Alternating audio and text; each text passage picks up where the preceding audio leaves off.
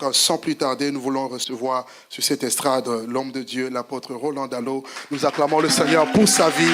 Que Dieu vous bénisse abondamment.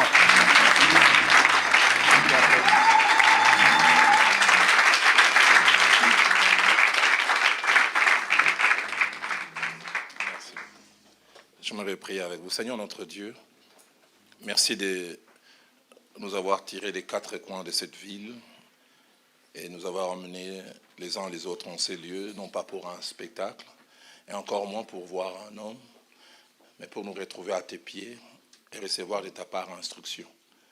J'aime quand la Bible, parlant du cri qu'Israël a fait monter vers toi alors qu'ils étaient dans la détresse, la Bible dit « crièrent à toi ».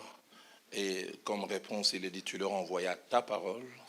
Et celle-ci non seulement apporta la guérison, mais elle a épargné à ce peuple de tomber dans quelques fosses. Qu'il en soit ainsi ce soir au travers de l'enseignement de ta parole. Et qu'il en soit ainsi pour ta gloire, mais pour notre édification. Au nom de Jésus. Amen. Que Dieu soit béni. Bonsoir à tout le monde. Je rends grâce à Dieu pour la énième possibilité que j'ai de revenir en ces lieux, qui avec le temps devient aussi un peu ma maison. J'ai dit un grand merci à l'apôtre Douglas pour cette main d'association, mais je voudrais aussi les remercier. Il a fait mention tout à l'heure, le pasteur Ken, l'un de mes fils, celui qui dirige les églises Philadelphie maintenant à Kinshasa, m'a fait part combien il a été très très bien accueilli ici. Alors je voudrais, avant de lire les deux textes qui vont nous servir de point de départ, vous donner le thème que Dieu a placé dans mon cœur, un thème assez atypique. J'ai voulu l'écourter, mais ça n'a pas marché. Moi-même, quand je l'écrivais, j'ai dit ça a l'air d'être les titres d'une thèse de mémoire ou quelque chose comme ça. Mais je les donne tel que c'est ressorti dans mon corps. Réussir dans la vie et échouer avec ses enfants, une tragédie à éviter. Puis j'ai mis 2 points, cas de David et Samuel. Réussir dans la vie et échouer avec ses enfants, une tragédie à éviter. Cas de Samuel et de David. Nous faisons 2 lectures. La première dans le premier livre de Samuel au chapitre 8e. Et notre lecture va aller du 1er au 5e verset. Et puis nous ferons la seconde lecture. Lorsque Samuel devint vieux, il établit ses fils juges sur Israël. Son fils premier-né se nommait Joël et les seconds Abijah. Ils étaient juges à Beersheba. Les fils de Samuel ne marchèrent point sur ses traces. Ils se livraient à la cupidité, recevaient des présents et violaient la justice.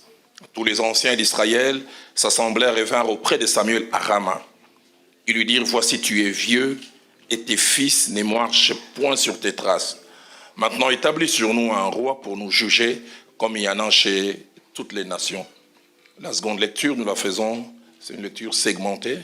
Deuxième livre de Samuel, au chapitre 13, disons le premier et le deuxième verset, 10 à 14, 19 à 21, 28 à 31. Pour vous montrer les dilemmes que j'avais la tentation de lire tous les chapitres.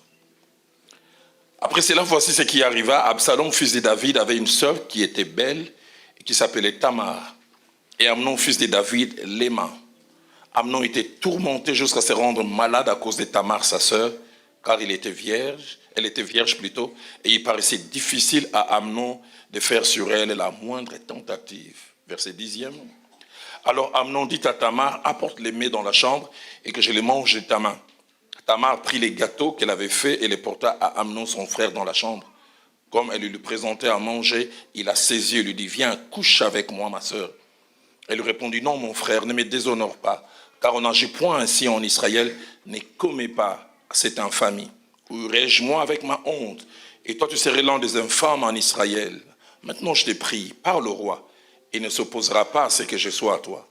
Mais il ne voulut pas l'écouter, il lui fit violence, la déshonora, et coucha avec elle. Verset 19, Tamar répandit de la cendre sur sa tête, déchira sa tunique bigarrée, elle mit la main sur sa tête et s'en alla en poussant des cris. Absalom, son frère, lui dit, Amnon, ton frère, a-t-il été avec toi? Maintenant, ma sœur, tais-toi, c'est ton frère. Ne prends pas à cœur cette affaire, ne prends pas cette affaire trop à cœur. Et Tamar, désolé, demeura dans la maison d'Absalom, son frère. Le roi David apprit toutes ces choses et il fut très irrité. Je vais même jusqu'au verset 22. Absalom n'est parlant ni en bien ni en mal avec Amnon, mais il est pris en haine parce qu'il avait déshonoré Tamar, sa sœur. Et puis verset 28 au verset 31. Absalom donna cet ordre à ses serviteurs. Faites attention, quand le cœur d'Amnon sera égayé par les vins et que je vous dirai frappez Amnon, alors tuez-les. Ne craignez point, n'est-ce pas moi qui vous l'ordonne. Soyez fermes et montrez du courage. Les serviteurs d'Absalom traitèrent Amnon comme Absalom l'avait ordonné et tous les fils du roi s'élevèrent, montèrent chacun sur son mulet et s'enfuirent. Comme ils étaient en chemin, le bruit parvint à David qu'Absalom avait tué tous les fils du roi et qu'il n'en était pas resté un seul. Le roi se leva, déchira ses vêtements et se coucha par terre et tous ses serviteurs étaient là, les vêtements déchirés. Deux récits qui nous relatent des épisodes tristes dans la vie de deux hommes, que l'on peut considérer comme des grands, qui ont beaucoup accompli, comme nous le verrons tout à l'heure, l'un sur le plan ministériel et l'autre sur le plan politique. De grands noms. Mais malheureusement, les deux ont échoué, et même lamentablement échoué, sur le plan familial. Avant de rentrer dans les vifs de ces sujets, je voudrais dire que le message de ce soir, dans cet auditoire apparemment compact, s'adresse peut-être à trois types d'auditoires. Premièrement, ça s'adresse à ceux pour qui le mariage et même le fait d'être parent est une réalité lointaine. Peut-être vous n'y pensez pas encore. Je vous prie simplement de noter, peut-être dans quelques années, ce message pas actuel pourrait avoir toute son importance. Deuxièmement, ce message s'adresse à celles qui deviennent parents, mais qui n'ont encore aucune idée de ce que cela représente. Mon père me disait, quand je commençais à avoir des enfants, il me disait, Roland, petit enfant, petit problème. Grands enfants, grand problème. Quand ils sont petits, vous pouvez les mater, vous pouvez leur dire, faites ceci, faites cela. Mais plus ils grandissent, plus vous commencez à vous rendre compte que vous n'avez pas toujours la maîtrise. Et à ceux-là, ce message sert à la fois d'équipement, mais aussi une mise en garde pour nous faire part de ce qui peut arriver demain à nos enfants et dont nous n'avons aucune idée. J'oublie jamais, ma fille aînée avait à peine 1 année et 3 mois, 15 mois, et je la portais fièrement dans mes bras après un culte. Et puis je vois une dame qui vient me voir, elle voulait avoir un entretien avec moi, et puis elle me pose la question si c'était ma fille. J'ai dit oui. 30 à 45 secondes, elle s'est mise à pleurer, elle regardait ma fille avec envie, elle versait des larmes. Je ne comprenais pas. Et puis quand elle a ouvert la bouche, elle a répété à 3 reprises. Il y a 20 ans, elle avait l'air aussi innocente que ta fille. Il y a 20 ans, je ne pouvais pas m'imaginer de ces petites filles en chignon pouvait sortir une prostituée. J'ai demandé qu'en est-il. Il dit non, ça fait 3 ans, ma fille vend son corps pour l'argent. Prostituée. Mais il y a 20 ans, je l'ai portée comme ça. Et je ne pouvais pas m'imaginer que de cet enfant allait sortir une commerçante du corps. Qu'est-ce qui peut sortir de cet enfant que vous tenez entre vos mains? Sûrement vous voyez un ange. Ah, mais Dieu sait. Troisième auditoire, c'est celles comme moi qui ont déjà des grands enfants et qui petit à petit commencent à se rendre compte que la parenté n'est pas si facile que ça. J'ai 4 filles, l'aînée a 26 ans, la seconde 24, 22, et puis la cadette a 19 ans et demi, 19 ans. J'ai un père qui en a 81, et il y a 6 mois, j'étais allé rendre visite à mon père, nous sommes menés à 5, et il m'a raccompagné vers le véhicule, et puis il m'a regardé durant une petite minute, il dit, Roland, je suis content d'être moi et de ne pas être toi. J'ai dit, pourquoi? Il dit, j'ai 81 années, et j'ai réussi avec vous. Chacun de vous est casé, stable, marié. Et chacun de vous est source de fierté pour moi.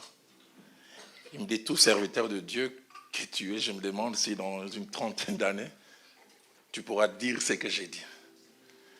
Je me souviens, je suis monté dans mon véhicule, je n'ai pas démarré, je suis resté 10 minutes, j'ai dit, ce type, il est en train de finir sa course et il est heureux. Est-ce que je pourrais avoir le même sentiment dans quelques années. J'aimerais poser les bases de cet enseignement en parlant de 7 fondements. Les premiers fondements, c'est que parents et enfants sont des personnes distinctes, mais leurs destins sont liés. Parents et enfants sont des personnes distinctes, mais leurs destins sont liés. Mon pasteur disait, les parents et les enfants sont liés du ventre, du berceau jusqu'à la tombe. Ces enfants que vous mettez au monde, il y a comme un cordon ombilical qui vous lie à eux. Ce qu'ils deviennent de positif ou négatif vous affecte. Ce qu'ils font de bien ou de mal vous affecte. Étonnant, en lisant l'évangile de Marc au chapitre 9, verset 22e, un père a amené son fils qui est lunatique, qui pique des crises, qui doivent s'apparenter à l'épilepsie. Et il a amené auprès des disciples de Jésus-Christ qui n'ont pu faire quelque chose. Et puis finalement, quand Christ descend de la montagne de la transfiguration, étonnant, Jésus-Christ pose la question à cet homme, depuis combien de temps cet enfant connaît-il ce genre de crise? Il répond dans un premier temps, depuis son enfance, et puis il ajoute, souvent l'esprit l'a jeté dans le feu et dans l'eau pour le faire périr. Et puis écoutez comment il termine, mais si tu peux quelque chose, étonnant, il dit pas viens au secours de l'enfant, il dit viens à notre secours. C'est l'enfant qui souffre, mais il dit viens à notre secours, pour montrer les liens qui lient parents et enfants. Puis il ajoute, aie compassion, non pas de lui, mais aie compassion de nous. Ce qu'il ressent, nous les ressentons. Deuxième fondement que je voudrais placer ce soir, c'est que les enfants peuvent être pour nous, parents, 2 sortes de sources. Source de joie, source de bonheur, source de fierté, et même nous pouvons les présenter comme trophées quand ils réussissent, quand ils font de bonnes choses. Deuxièmement, les enfants peuvent être source de honte, de tristesse, de gêne, de dévaluation. Souvent, ça ne se dit pas à haute voix, mais il y a comme une forme de concours entre parents. Ça ne se dit pas tout, on se rend compte, mais faites comment on va? Le petit Jean-Jacques, oh, Jean-Jacques, il est comme son père. À 17 ans, il a eu son bac, il va en plus avec distinction. Et puis toi, comment va les petits André? Ah, il vient de faire la prison pour la 8e fois. Pas des trophées à présenter. Proverbe 27 au verset 11. Les sages disent ceci, mon fils, sois sage et réjouis mon cœur, et je pourrai répondre à celui qui m'outrage. Une autre version dit, sois sage, alors je pourrai regarder les autres en face. Ça dit, si tu ne l'es pas, je serai obligé de baisser la tête. Proverbe 17 au verset 21 ajoute, celui qui donne naissance à un insensé aura du chagrin. C'est l'enfant qui est insensé, mais les chagrins s'attachent aux parents. Et le père d'un fou ne peut se réjouir. La version française courante les dit mieux, qui donne naissance à un sot n'a que chagrin. Et toute joie est refusée au père d'un homme stupide. Proverbe 19 au verset 13, et plus fort encore, un fils insensé est une calamité pour son père. La version Martin dit l'enfant insensé est un grand malheur pour son père. Dans Philippiens chapitre 4, verset 1er, c'est vrai que c'est sur le plan spirituel, mais ça peut aussi être utilisé pour la famille. L'apôtre Paul parle de ses enfants dans la foi qu'il présente en ces termes, vous qui êtes ma joie et ma couronne. Les enfants peuvent être des sources de joie, mais aussi des couronnes pour nous. Troisième fondement, c'est que comme parents, réussir dans la vie professionnelle, réussir dans la vie ministérielle ne suffit pas. On peut réussir dans la vie professionnelle, réussir dans la vie ministérielle, mais ici on échoue avec ses enfants, c'est comme une tâche. C'est comme quelque chose qui dévalue tout ce que vous faites. Je prie, je ne sais pas ce qu'il en est de vous, je vais réussir dans le ministère, aller le plus loin, que les gens peut-être soient bénis par mon ministère, mais je vais aussi réussir avec mes enfants. Et je dois même avouer, ça peut choquer quelqu'un, s'il m'est demandé de faire un choix entre les deux, je préfère réussir avec mes enfants et être un monsieur quiconque dans le ministère. Réussir avec les enfants, c'est très très, très important. Nous le verrons tout à l'heure, comment les grands David qui réussit, mais parce qu'il échoue chez lui à la maison, il se retrouve par terre en train de pleurer. Quatrième fondement, c'est que l'échec avec ses enfants qui fait très mal, et même très mal, aucun de nous n'est à l'abri. Aucun. Ça peut arriver au meilleur, nous verrons tout à l'heure. Ça arrivait à Samuel, un homme irréprochable. On se demande même comment un tel homme peut sortir une telle catégorie d'enfants. Souvent, nous pensons que ça n'arrive qu'aux autres, jusqu'à ce que ça puisse un jour toquer à notre porte. J'étais au Maroc au mois de mars et je rencontre une jeune fille. Son père est avec moi dans le ministère, dans les assemblées de Dieu au pays. Et je demande des nouvelles, comment va papa? Il dit, papa va très très mal. Depuis 2 jours, il a la réanimation à Kinshasa, il a piqué une crise. Parce que 2 événements se sont produits. Le tout premier, c'est que son fils de 17 ans, qui a grandi à l'école du dimanche, mais qui allait étudier en Afrique du Sud, a été arrêté dans un gang, un groupe de gens qui tiennent armes, couteaux, armes blanches. Et il était arrêté en garde à vue en attendant un procès. Mais il dit, le comble, c'est qu'il y a 2 jours, mon frère aîné de 21 années a mis sur YouTube image de 2 minutes, il est en train de fumer du hashish. Papa, quand il a vu ça, et il a appelé, il dit, oui, c'est moi. 1 Corinthiens 10, au verset 11, l'apôtre Paul dit, car ces choses leur sont arrivées pour nous servir d'exemple. Elles ont été écrites pour notre instruction. Ça n'arrive pas qu'aux autres. 5e fondement que je voudrais placer, c'est que échouer avec ses enfants n'est pas une fatalité. Autant c'est difficile à éviter, mais ce n'est pas une fatalité. C'est une réalité évitable. Et pour que l'échec s'invite dans les chefs de nos enfants, il y a 2 acteurs qui doivent faire quelque chose. Il y a principalement Dieu qui fait grâce, mais il y a aussi nous, parents, qui devrions faire quelque chose. Des fois, l'échec arrive à cause des choses que soit nous ne faisons pas, ou que nous faisons, mais nous faisons mal. Et c'est pourquoi il est bon, en tant que parents, nous puissions pleinement jouer notre rôle. J'ai appris avec les années, 27 ans de vie de couple, et toutes ces années de vie pastorale, 29 ans, qu'un parent adjoint au suppléant, ça n'existait pas. Là où un parent ne joue pas son rôle, il y a des bons suppléants qui sont prêts à nous remplacer. Mais quel genre de suppléants? Ces suppléants s'appellent la télé, s'appellent Internet, s'appellent la rue. Ils n'attendent que votre démission et ma démission pour nous remplacer valablement. Il plaise à Dieu que nous ne puissions pas les laisser.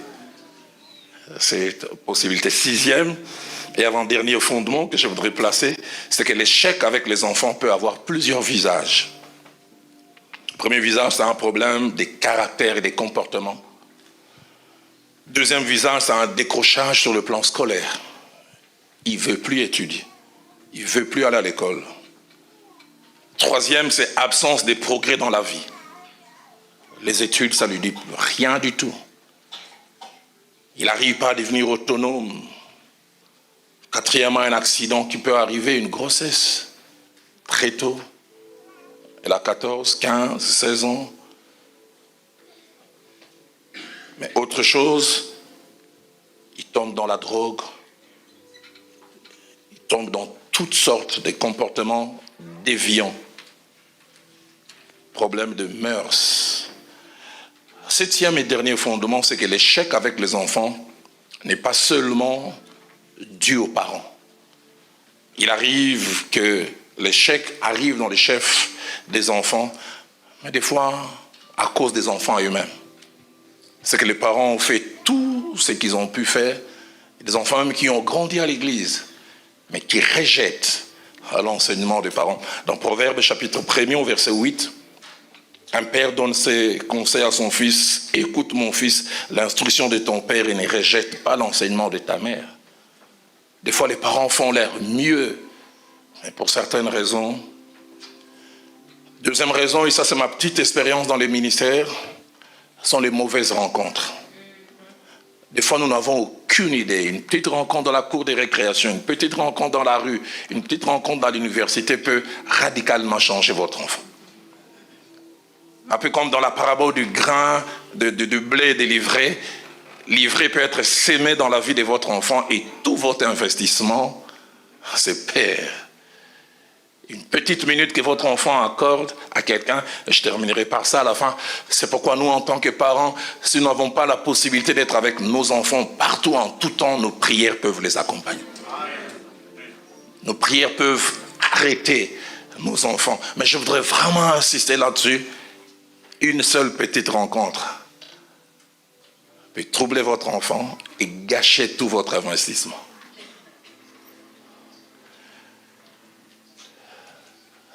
Troisième cause d'échec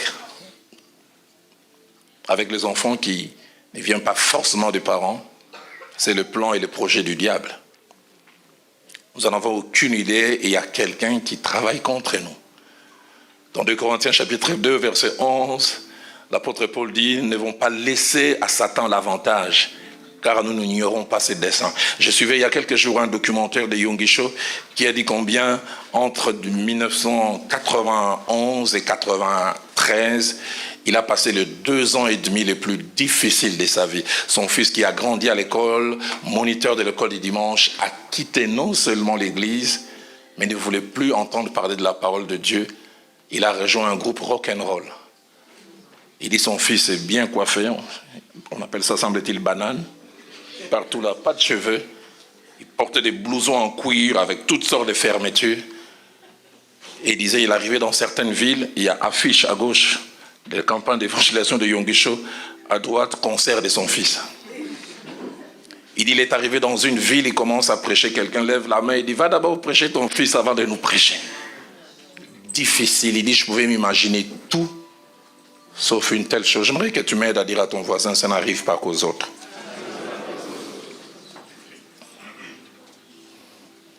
Et puisque ce soir, nous parlons du cas de David et de Samuel, je voudrais voir ce que ces 2 personnages avaient en commun. 4 petites choses. La première, c'est que les 2 ont joué chacun un rôle très important dans l'histoire du peuple de Dieu. Samuel a été juge et même prophète en Israël. Il a eu à introniser 2 rois, et Saül, mais aussi David. Hébreux chapitre 11, verset 32, le place même parmi les héros de la foi. David a été l'un des plus grands rois d'Israël, si pas le plus grand. L'homme selon le cœur de Dieu, approuvé par Dieu. Un homme qui a composé autant de psaumes qui nous font encore du bien aujourd'hui. Deuxième chose attachée aux 2, c'est que les 2 ont réussi sur le plan professionnel entre guillemets. David comme roi, Samuel comme juge et prophète. Samuel a été juge et prophète respecté. Si nous lisons 1 Samuel au chapitre 12, du 1er au 5e verset, on peut me placer ce passage, merveilleux passage. Samuel est au soir de son ministère et il doit laisser. Et la Bible dit, Samuel dit à tout Israël, voici j'ai écouté votre voix dans tout ce que vous m'avez dit, j'ai établi un roi sur vous. Et maintenant, voici le roi qui marchera devant vous. Pour moi, je suis vieux, j'ai blanchi et mes fils sont avec vous. J'ai marché à votre tête depuis ma jeunesse et jusqu'à ce jour. Mais voici, rendez témoignage contre moi en présence de l'Éternel et en présence de son roi. De qui ai-je pris le bœuf? De qui ai-je pris l'âne? Qui ai-je opprimé? Qui ai-je traité durement? De qui ai-je reçu en prison pour fermer les yeux sur lui? Je vous les rendrai. Ouf, quelle réaction! Ils répondirent, tu ne nous as point opprimés, tu ne nous as point traités durement, tu n'as rien reçu de la main de personne. Il leur dit encore, l'Éternel est témoin contre vous et son oint est témoin en ces jours, que vous n'avez rien trouvé dans mes mains. Et répondirent, ils en sont témoins, un homme d'une grande probité morale, un homme intègre, un homme dont la droiture et l'honnêteté étaient reconnues. De telle sorte que dans 1 Samuel chapitre 9 au verset 6, les jours où le jeune Saül, avec son serviteur, sont à la recherche des ânesses. Écoutez comment les serviteurs de Saül parlent de Samuel. il y a dans cette ville, un homme de Dieu. Et deux, il dit c'est un homme considéré. Les mots considérés, c'est le même mot, les mots kabod. Un homme pesant, un homme qui a de la valeur. Tout ce qu'il dit ne manque pas d'arriver. 1 Samuel chapitre 25, au verset 1er, nous montre qu'à sa mort, à cause du poids social qu'il avait dans ce pays, il a eu droit à des funérailles nationales. Toute la vie d'un pays s'est arrêtée. Samuel mourut, tout Israël s'étant rassemblé, le pleura à Rama. Quel homme! David, il y a beaucoup à dire sur lui. Il a changé l'image de tout un royaume. Il a récupéré un royaume faible sur le plan économique, faible sur le plan militaire, faible sur le plan géopolitique, et il en a fait une puissance. Il a tellement travaillé que l'image du royaume était totalement, radicalement changée. 2 Samuel chapitre 5 au verset 10, à peine quelques mois après qu'il ait accédé à la royauté, la Bible dit « David devenait de plus en plus grand et l'Éternel, le Dieu des armées, était avec lui. » Il devenait de plus en plus grand. 2 Samuel chapitre 8 au verset 13, parlant de lui après quelques victoires, dit « David se fit un nom ». La version des Sommeurs dit « Il devint célèbre ». La version Martin dit « Il s'est acquis une grande réputation ». Il a changé l'image d'un royaume, réussite sur le plan professionnel. Mais troisième chose que les deux ont en commun, c'est que les deux ont échoué, et même ils ont échoué lamentablement avec leurs enfants. C'est toujours difficile à mettre côte à côte 1 Samuel 12, 1 à 5, avec 1 Samuel 8, 3 à 5. Autant dans 1 Samuel 12, 1 à 5, on vante la probité morale, l'intégrité, l'honnêteté de Samuel. Autant dans 1 Samuel 8, 3 à 5, la Bible dit, les fils de Samuel ne marchèrent point sur ses traces. Ils se livraient à la cupidité, tout le contraire de leur père. Ils recevaient des présents et violaient la justice. De telle sorte qu'on peut se poser la question, ce sont des fruits, mais est-ce que ça vient de cet arbre? Ils sont l'antithèse, l'opposé de leur père. La version pense courant dit, ils ne suivirent pas l'exemple de leur père. Attirés par l'argent, ils acceptaient des cadeaux et prononçaient des jugements iniques. Ça ne s'arrête pas là. Le plus dur, c'est le verset 4 et 5, parce que la Bible dit, tous les anciens d'Israël s'assemblèrent et vinrent auprès de Samuel à Rama. C'était connu, mais ils sont venus l'affronter. Il avait dit au verset 5, il lui dit, tes fils ne marchent point sur tes traces. Quelle douleur! Samuel, toi tu es bien, mais tes fils ont des cornes. Tes fils sont des diablotins. Samuel, on se demande si ce sont tes fils. Et c'est un compliment ça. On peut s'imaginer la douleur et la honte qu'il ressent. Que dire de David? Autant il réussit, il transforme ses royaumes faibles en royaumes forts. Mais Samuel 13, 1 à 31 nous montre la tragédie qui se passe chez lui. Pendant que lui, il a fermé un royaume, l'inceste s'invite chez lui à la maison. Ses enfants couchent entre eux. Et ça ne s'arrête pas là, que ses enfants couchent entre eux. La haine s'introduit. Parce que la Bible dit qu'Absalom prit en haine Amnon. Il ne lui parlant ni en bien, ni en mal. Je m'imagine, ils se rencontrent, ils doivent manger. Bonjour Absalom. Le grand David, il devient célèbre dehors, mais chez lui, et ça ne s'arrête pas là. Un jour, un de ses fils, Absalom, rassemble un groupe de gens et dit, quand vous serez en train de boire, tuez Amnon. Un de ses fils tue un autre. Et ce passage me glace. Ça me fait trembler quand David apprend ça. 2 Samuel 13, au verset 31, dit, le roi s'éleva, déchira ses vêtements et se coucha par terre. C'est lui pour qui tout le monde chante. Tout le monde dit, c'est le grand roi. Quand il a échoué chez lui à la maison, il se couche par terre. Il déchire ses vêtements. L'original en hébreu dit, il pleurait, ça coulait des yeux, ça coulait des narines. David s'appelle, laissez-moi. C'est comme s'il voulait dire à quoi ça sert de réussir en tant que roi. et d'échouer chez lui à la maison. Cet échec ne s'est pas arrêté là. De Samuel chapitre 15, versets 1 à 6, un de ses propres fils veut les détrôner, Absalom. Les gens veulent aller chez David, ils commencent à les diminuer auprès des gens. Ça ne sert à rien d'aller chez ce roi-là. Et puis il commence à dire, qui va faire de moi un roi? Et c'est lui qui est en train de scier comme ça cette branche sur laquelle son père et sa royauté sont assis, c'est son propre fils. Et l'histoire, vous connaissez, il détrône David. Et sur conseil de ces gens qui l'entourent, il va avec toutes les concubines de son père au vu au su de tout le monde. Le but, c'est de quoi? C'est de toucher David dans son fort intérieur. Quelle tragédie. Un autre mot à ça? Échec.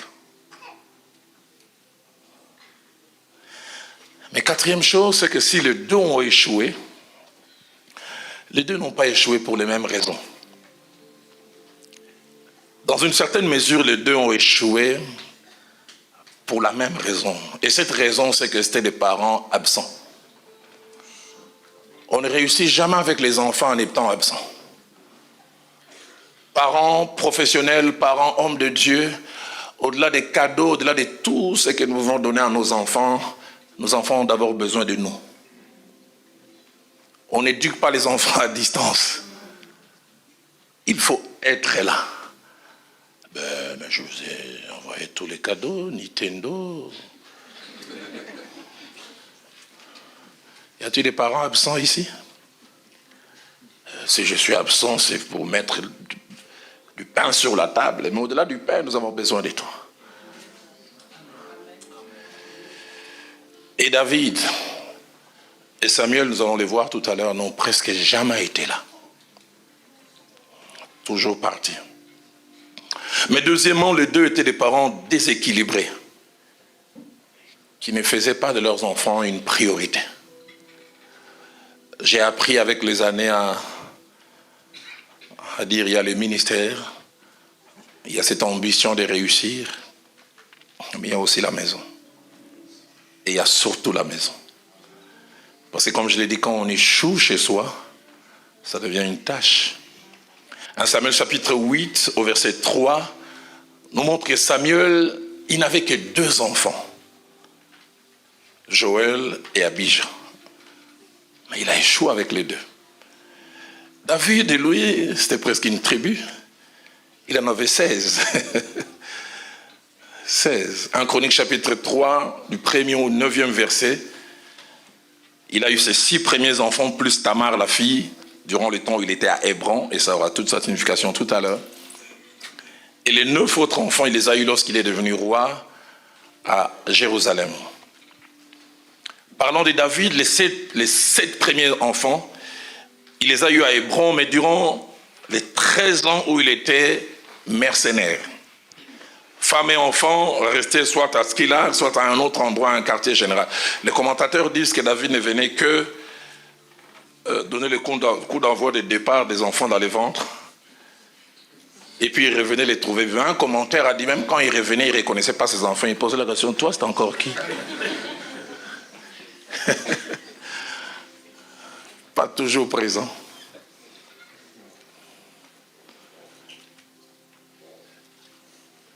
Il avait toutes les bonnes raisons de ne pas être là. Il s'est battu. Mais dans tout le cas, il n'était pas là.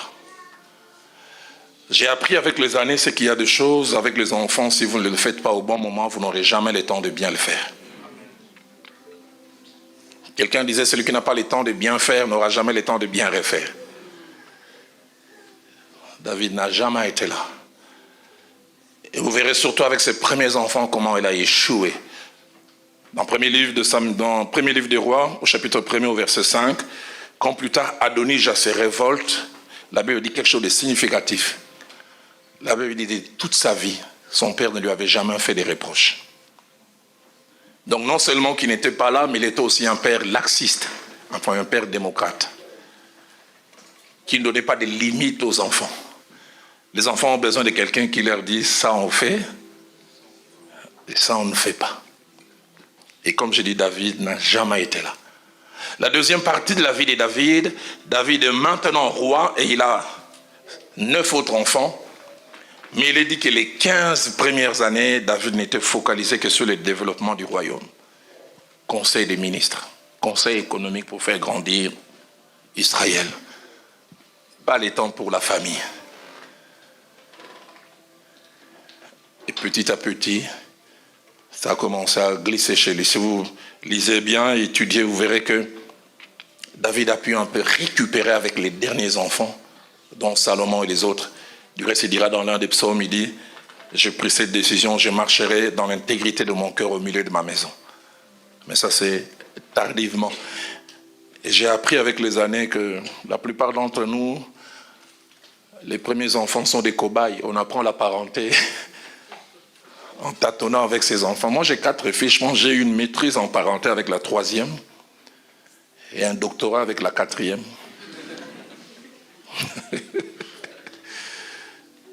Mais j'ai eu des ratés avec l'aînée et la 2e.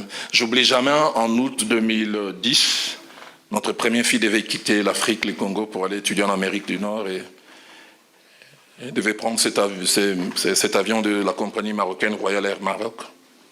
Mais elle devait prendre le bus sur le boulevard du 30 juin. Et je vois quand elle monte dans le bus, et le bus s'avance. Je suis allé monter dans mon véhicule. Elle avait 17 ans. Je savais qu'elle partait pour la vie. Elle allait étudier. Elle peut rencontrer un garçon. Et je me demandais, l'ai-je suffisamment équipé pour la vie? Ai-je sémé et planté en elle tout ce qu'il faut? Apôtre Douglas, je suis resté 30 minutes. J'ai commencé à voir tout ce que j'aurais dû faire que je ne faisais pas. Ces déséquilibres, c'était des fois les ministères, l'œuvre de Dieu. Je suis arrivé chez moi à la maison, je me suis mis à genoux, j'ai dit, Seigneur, pardonne-moi pour tout ce que j'aurais dû faire et que je n'ai pas pu faire. Aide-moi à plus trouver du temps pour la famille. Et ce soir-là, je rentre, quelqu'un m'offre les livres, un merveilleux livre, si vous avez la possibilité de les lire, écrit par Billy Graham. Les titres en anglais, c'est Just as I Am, traduit en français, tel que je suis. Un merveilleux livre. Et puis à la fin, comme c'est des mémoires, il donne des conseils. Et parmi les conseils qu'il donne, le premier, il dit, si ma vie était à refaire, je sacrifierais moins ma famille, je passerais plus du temps avec mes enfants. Il dit, j'ai réussi avec ma famille, difficilement, mais par la grâce de Dieu, j'ai failli les perdre, parce que je les sacrifiais des fois au détriment de l'œuvre de Dieu. Samuel, David, grands, qui réussissent, mais qui échouent avec leurs enfants. Aux parents présents et futurs, j'aimerais nous dire, la pensée de Dieu est que nos enfants ne soient pas des autodidactes. Dieu veut que nos enfants apprennent par nous. Les vertus ne viendront jamais du ciel, les s'il vous plaît. Quelqu'un doit mettre ça dans la bouche de nos enfants. Et l'école ne remplace et ne remplacera jamais la maison. L'école est appelée à compléter. Et si la maison ne fait rien, vous n'avez aucune idée du déficit. J'ai appris avec les années dans les ministères que ce que nous sèmons dans nos enfants doit plus tard être confronté à ce qu'ils retrouvent à l'extérieur. Et ça se bat avec. Mais si nous n'avons jamais sémé quelque chose à l'intérieur, tout ce que l'extérieur va donner, ils vont avaler. David n'a jamais le temps. Quand on étudie la vie de Samuel, on se rend compte que Samuel était un passionné de son travail. La Bible dit qu'il circulait toute l'année, 12 fois, les 12 mois de l'année. Il allait à Mitzpah, il allait à Bethel, il allait dans une 3e ville. Et sur les 12 mois de l'année, il n'est resté chez lui que 2 mois. C'est sûr, sa stratégie était, je m'occupe de l'œuvre de Dieu, Dieu va s'occuper de ma famille. Mais durant toutes ces années, c'est la même chose. Alors on comprend comment Joël et Abijah n'ont pas sa marque, parce qu'il n'a jamais été là. Avant-dernière chose que je voudrais dire, c'est que les enfants ont besoin de corrections. Mais qui dit correction, dit d'abord prise de conscience de l'erreur. Et pour constater l'erreur, il faut être là. Et deuxièmement, avoir le temps d'éradiquer l'erreur. Et c'est jamais facile. Enlever cela. Et troisièmement, prendre le temps de remplacer l'erreur par les bons comportements.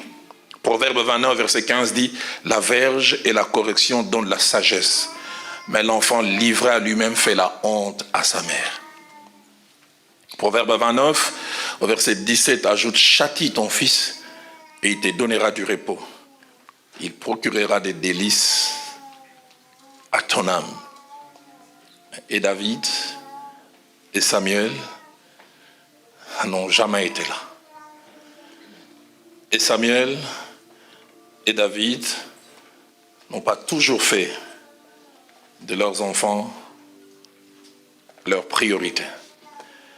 Priait-il pour ses enfants? Peut-être. Pourquoi je parle de la prière? Parce que comme je l'ai dit tout à l'heure, une mauvaise rencontre peut détruire le travail que vous avez fait toutes ces années. Mon pasteur, le fait Jacques-André Verneau, me met un jour en contact avec un de ses amis, un Américain, qui nous relate l'histoire de leur deuxième fille qui a grandi à l'église, à l'école du dimanche. Et puis avec l'adolescence, à 15 ans, cette petite décide de quitter la maison. Elle a fait une sorte de fugue durant 9 mois introuvable. Elle dit un jour, nous ouvrons la télé, nous voyons un groupe de rock'n'roll en train de jouer. Notre fille est parmi les groupies, habillée indécemment. Il dit, quelle douleur, quelle honte. Et j'insiste, ça n'arrive pas qu'aux autres. Souvent nous pensons que ça n'arrive qu'aux autres. Et cet homme nous relatait en pleurant. Il a dit, nous prions déjà pour nos enfants. Mais durant les 9 mois qui ont suivi, il ne s'est passé jamais un jour sans que mon épouse et moi on se tienne la main dans la main pour prier. Je voudrais dire ce soir-là où tout a joué, la prière réussie. Ils ont dit un soir du 9e mois, alors qu'ils étaient dans leur culte familial, ils entendent à la porte quelqu'un toquer. Et dès que le petit frère est allé ouvrir, c'est leur sœur qui revenait, les cheveux défaits, elle sentait mauvais, les ongles très sales. Elle dit, papa et maman, je vous demande pardon. Et je reviens à la maison. J'aimerais servir le Dieu que vous m'avez appris depuis ma jeunesse. Ils l'ont serré dans leurs bras, ils se sont mis à pleurer. Et puis après, papa a demandé, qu'est-ce qui s'est passé? Elle a relaté comment elle avait rejoint ces groupes rock'n'roll et à chaque grand concert, on choisissait 10 jeunes filles qui avaient la possibilité, après les concerts, de se retrouver en coulisses avec, entre guillemets, leurs idoles. Et c'était les rêves de toutes ces filles groupies. Elle a dit, après avoir raté au moins 7 fois, la 8e fois, elle avait été choisie. On a mis une sorte de sceau à sa main gauche, qui était la possibilité de dire, je fais partie des privilégiés. La jeune fille dira même à ses parents, les concerts ne m'intéressaient pas. J'attendais que ça finisse vite, que je me retrouve en coulisses avec les autres. Mais elle dit, les concerts finis, elle courait. Et juste quand elle voulait rentrer, il y a eu une première barrière. C'était des gardes. Elle a montré sa main, on lui a dit, tu peux passer. Mais elle ne savait pas qu'il y avait une deuxième barrière. C'était une vieille dame, assise, à 80 ans, avec une boule de cristal. Et elle a réalisé que ce groupe avait une magicienne qui est avec eux partout. Et la fille qui était devant a parlé à cette vieille dame et puis elle est passée. Elle, quand elle est arrivée, la vieille dame l'a dit, toi, tu n'entres pas ici. Je dis, pourquoi? J'ai ce qu'il faut. Elle dit, tu n'entres pas parce que tu viens d'une famille chrétienne. Elle dit, non, je ne suis pas chrétienne. Je n'ai pas dit que tu es chrétienne. J'ai dit, tu viens d'une famille chrétienne. Et comment tu les sais? Elle a dit, dès l'instant où tu es rentré, j'ai vu une armée d'anges qui t'entourent.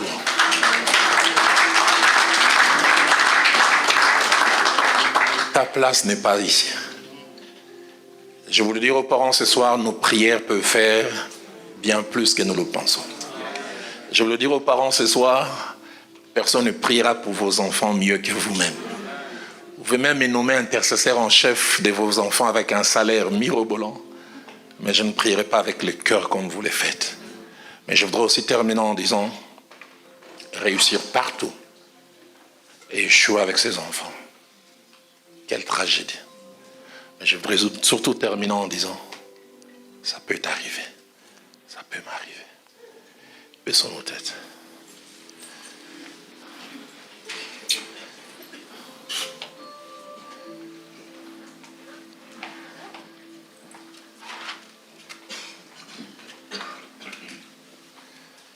Je ne sais pas quel cantique va monter pour nous accompagner durant ce temps. Y a-t-il un parent ce soir qui veut dire « Dieu m'a parlé » ? Je ne veux pas être un Samuel. Je ne veux pas être un David. Je vais réussir dans le ministère, je vais réussir sur le plan professionnel, mais je veux aussi réussir avec mes enfants. Si tel est votre désir, levez-vous avec moi. Parce qu'avec vous, je suis déjà debout. J'en ai 4. Et je prie que je n'échoue jamais. Y a-t-il aussi un futur parent? Tu ne l'es pas encore, tu le seras. Mais ce message a été comme un vaccin pour toi. Tu veux dire demain quand j'en aurai, je ne veux pas vivre ce que Samuel, je ne veux pas vivre ce que David ont vécu. Je ne sais pas quel cantique. Avec la permission du apôtre Douglas, l'homme de Dieu, Nomak, Nono va venir et va prier pour nous tous, parents présents et parents futurs.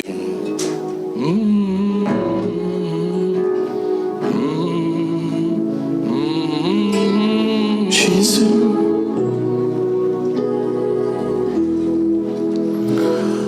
Entre tes mains, j'abandonne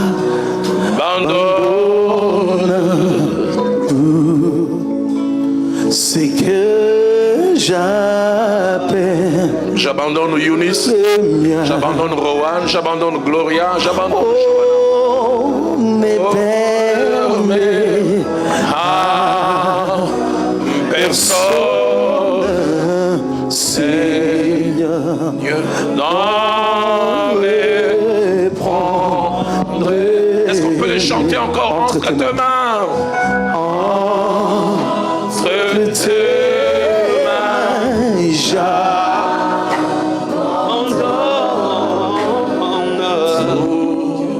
ce que j'appelle. oh, les permets. Je veux pas échouer avec mes enfants. Je veux pas échouer. Je veux pas échouer. Je veux pas échouer.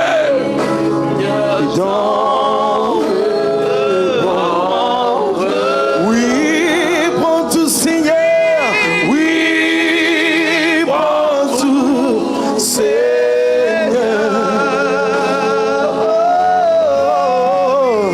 Oui, prends tout, Seigneur, entre tes mains. Entre tes mains, j'abandonne. Est-ce que tu peux le chanter encore comme une déclaration? Oui, prends tout. Oui, prends tout, Seigneur. Oui, prends tout, Seigneur. Oui, prends tout, Seigneur. Oui, prends tout,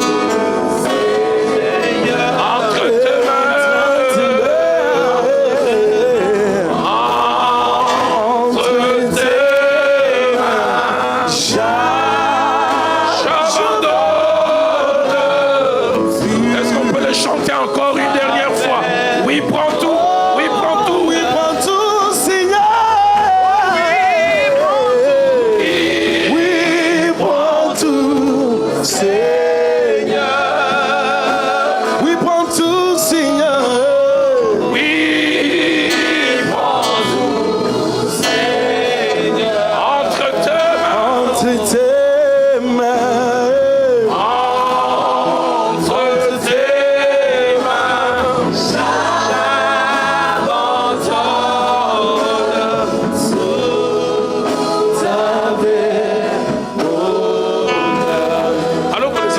continuer à jouer. Avant que l'homme de Dieu non manque ne puisse prier, toi et moi nous prions dans ces 4 directions. La première dit au Seigneur, je ne veux pas être un David, je ne veux pas être un Samuel bis. Je ne veux pas avoir le même parcours que eux.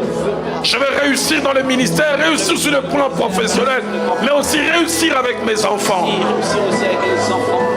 Réussir avec les enfants. Réussir avec les enfants. La deuxième prière refuse des choses. L'État, attaché à notre société actuelle, déclare comme une prière, mes enfants ne toucheront pas à la drogue. Mes enfants ne connaîtront pas un décrochage scolaire. Mes enfants ne seront pas de vauriens. Mes enfants n'iront pas dans la rue, pas dans la prostitution. Mes enfants ne m'attireront pas la honte. Mais troisième prière dit, Seigneur, aide-moi à faire ma part. Aide-moi à faire ma part. Aide-moi à faire ma part. Aide-moi à être là. Et la prière le rejoint. La prière de Père Chama. La prière de Père Chama. La prière à la capacité d'aller dans l'international. La parole est esprit et vie. Oh, et la capacité de pouvoir. Oui, prends tout. Oui, prends tout, Seigneur.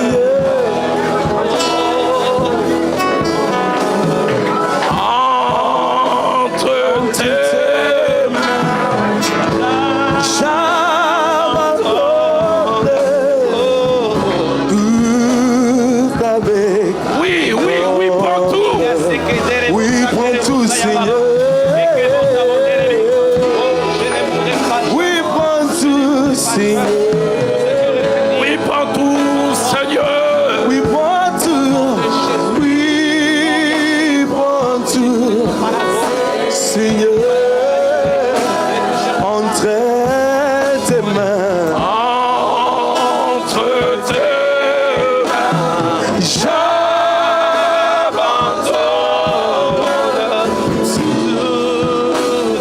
Est-ce qu'on peut le chanter une dernière fois? Oui, prends tout. Oui, prends tout, Oui, prends Seigneur. Oui, prends tout, Seigneur. Seigneur. Oui, prends tout, Seigneur. Entre tes mains. Entre tes mains. J'abandonne tout avec honneur. Avant que l'homme de Dieu nomade ne puisse prier, c'est clair dans mon esprit, je vois 2 femmes et puis je vois un homme qui, alors que je parlais, leur cœur saignait. Il disait, ce message tombe à pic, c'est à moi que Dieu parle. Je sens que je suis en train de perdre ces garçons, je sens que je suis en train de perdre cette fille. Si Dieu n'agit pas, je risque de connaître ce que David et Samuel ont connu. Mon but, ce n'est pas de vous mettre dans l'embarras, mais simplement que nous puissions nous associer à votre détresse. Il avait dit 2 valent mieux que 1. Si l'un tombe, l'autre va le relever. Je le sens dans mon cœur. Il y a des parents ce soir qui sentent que si Dieu n'intervient pas, le pire peut arriver. Alors qu'on va rechanter encore ces cantiques 2 fois et qu'avant que l'homme de Dieu ne prie, venez ici devant, nous allons prier avec vous. Nous allons nous associer à vous. Vous qui sentez que vous êtes en train de tisser du mauvais coton avec vos enfants. Je ne sais pas quel âge il a, quel âge elle a, mais vous sentez que c'est en train d'aller dans une mauvaise direction. Il faut que Dieu fasse quelque chose. C'est que j'appelle les miens. Oh, ne permet à personne, Seigneur, d'en répondre. Oh, je crie à toi, oh, oh, oh, oh.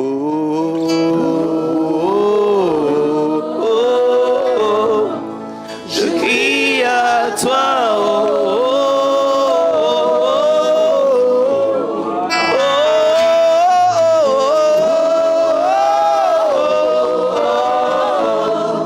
je crie à toi,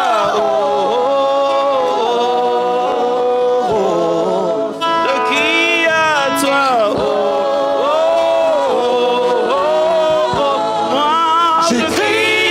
toi, moi je crie à toi,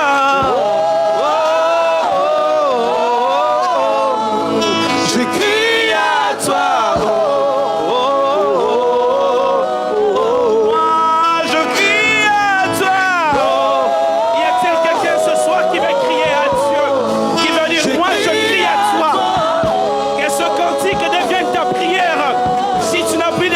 Cantique devient ta prière. Chante-le comme une prière. Chante-le comme une prière. Dis Père, je crie à toi. Je n'ai pas où aller, c'est vers toi que je me tourne. C'est à toi que je regarde. Prends ce cantique comme une prière. Utilise-le comme une prière.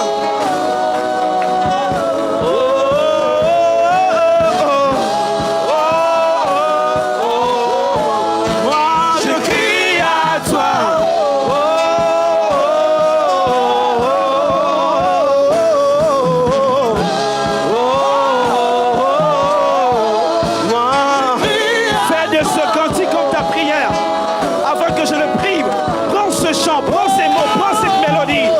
Utilise-la comme ta prière. Moi, je crie à toi. Pendant que la musique continue.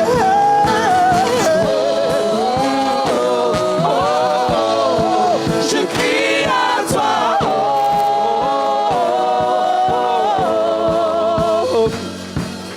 Un jour dans ta présence suffit.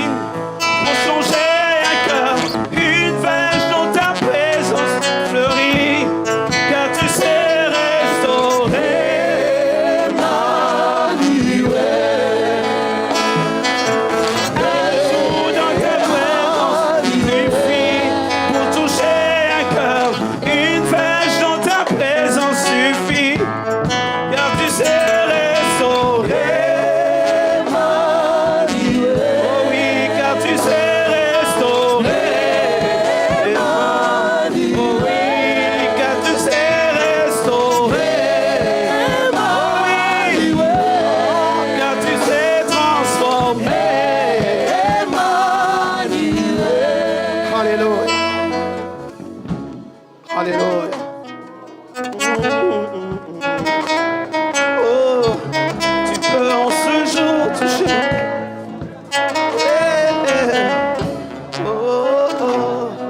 En ce jour, tu peux utiliser ce jour pour changer la trajectoire d'un enfant.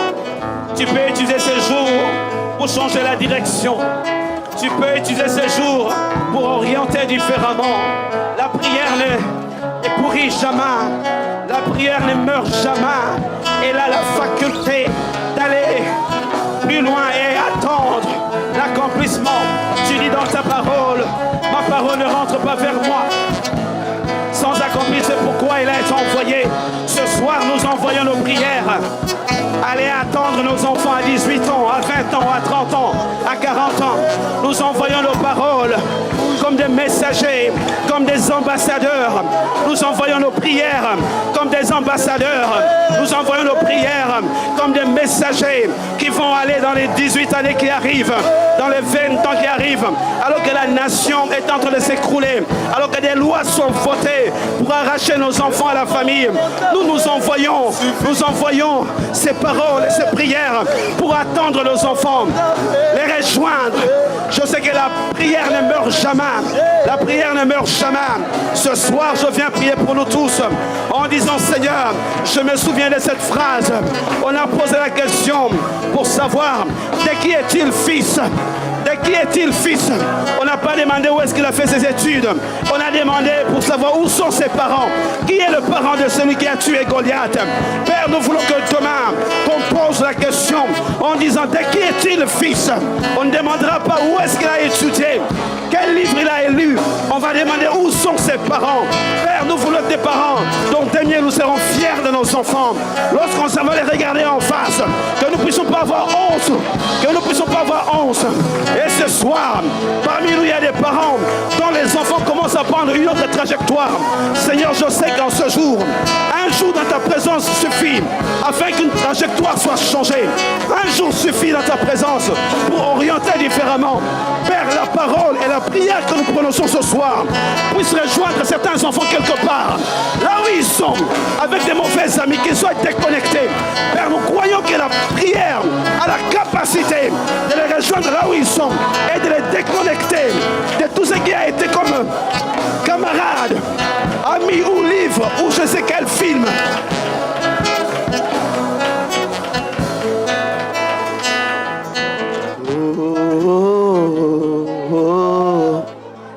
Je crie à toi.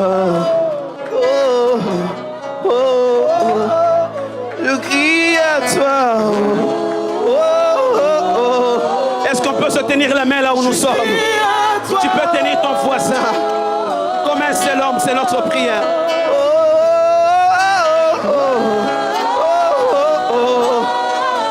Moi je crie à toi.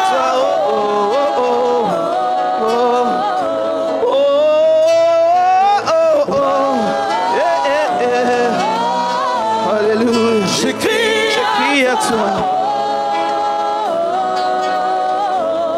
Père, ce soir, l'enseignement était précis, percutant, bien que court. Nous aurions souhaité rester des heures et des heures entendre, mais le message qui est sorti était poignant et précis. Un message attendu ici en Europe. Lorsque nous voyons des lois qui sont votées, lorsque nous voyons les comportements de ceux qui sont des élus de peuple, lorsque nous voyons leurs penchants, nous avons peur. Nous avons peur. Nous te disons, aide-nous Seigneur. Mais nous savons une chose, là où le péché abonde, ta grâce surabonde. Père, que ta grâce surabonde dans cette saison, dans cette dispensation. Distingue-nous lorsque nos enfants seront à des endroits où on ne peut pas être. Que la prière les précède et que les anges les entourent.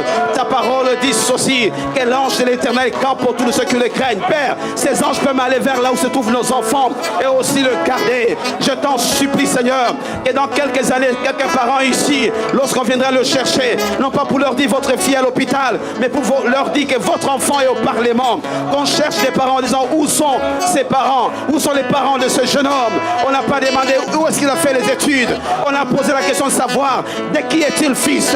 Il y a des parents qui en ont beaucoup souffert, eux-mêmes lorsqu'ils étaient encore enfants. Père, qu'ils ne répètent pas les mêmes choses qu'ils ont vues chez leurs parents aussi. Père, que ces liens soient coupés, que nous soyons des parents modèles, que cette nation commence à se tourner vers les chrétiens, que cette nation commence à se tourner vers les lois chrétiennes, en disant que les chrétiens sont différents. Ils sont différents à l'école, ils sont différents à l'université, ils sont différents dans les entreprises. Qu'une marque indélébile soit posée. Je viens prier pour un parent qui en a assez, qui est fatigué. Ce parent, lorsqu'il regarde les photos, l'album de cet enfant, c'est des larmes sous la couette et sous l'oreiller. Le Père de Dieu des esprits, je sais que la prière a la faculté de pouvoir ramener les enfants à leur Père. Le fils prodige est rentré. Il y a des fils prodiges qui peuvent devenir des fils prodiges. Oui, ils doivent rentrer, Seigneur. Et quand ils vont rentrer, Seigneur, donne-nous un grand cœur de les recevoir. Combien de parents, à cause des blessures que les enfants ont infligées, n'ont pas su recueillir à nouveau les enfants. Installe-nous l'amour encore qu'on a peut-être perdu à cause des déceptions qu'on a eues des enfants. Fais-le, Seigneur. Que là où nous, les parents, n'ont pas été modèles, que nous commençons à le devenir. Merci pour ta parole. Merci pour ta parole. Merci de nous vacciner. Vacciner ces jeunes gens qui veulent se marier, qui aspirent au mariage ou qui sont déjà mariés, qui attendent des enfants. C'est un vaccin pour eux. Et je finis cette prière avec ce chant. Oh, je prie à toi. Oh, Je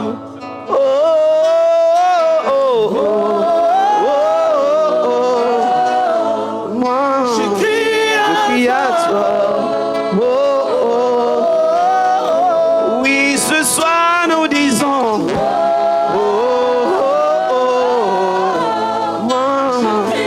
Je crie à toi. Je crie à toi. En ton nom, nous scellons ces prières. Nous scellons ces, nous t'acclamons très fort. Nous t'acclamons très fort. Que ton nom soit béni. Merci Seigneur.